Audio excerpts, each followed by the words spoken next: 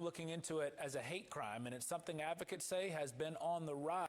Well, over the weekend, an attack on 3 Palestinian college students in Vermont. They were shot by a stranger during Thanksgiving week. And investigators say they are now looking into it as a hate crime, and it's something advocates say has been on the rise in the last 2 months. Of course, all of this with an eye with what's happening with Israel and Hamas in the Middle East. ABC13's race and culture reporter Rosie Wynn talked to people in our local communities about what they are seeing and what they're experiencing. She joins us live from the Post Oak Galleria area. Rosie. Unfortunately, this is nothing new for Houston's Israeli and Palestinian communities. They tell me that they have been seeing waves of these hateful attacks and speech over the last several years. And as you're about to hear, they have been dealing with very complex situations where they have to navigate between showing who they are and their identity versus laying low for safety concerns. It's been a really sad, shocking and heavy time. A tremendously heartbreaking feeling for Houston's Palestinian and Israeli community members who can only watch and pray from across the world as they worry about the well-being of their loved ones in the Middle East.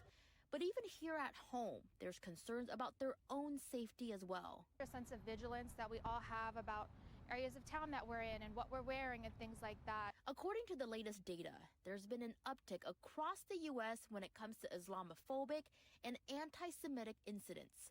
The Anti-Defamation League reports at least 312 cases since October 7th, compared to only 64 incidents during the same time last year. Meanwhile, the Council on American Islamic Relations received more than 1,200 requests for help and reports of bias, which is a 216% increase over the previous year. Here locally, representatives from our Houston chapters are still gathering exact numbers.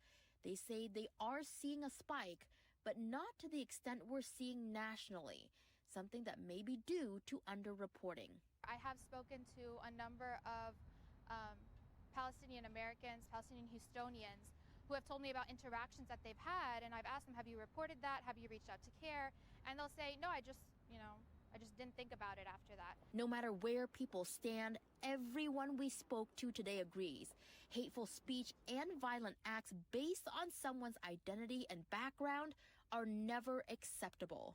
I have hope that people in general are a lot more accepting than they have been in previous times, and that everybody realizes that there's so many sides to this.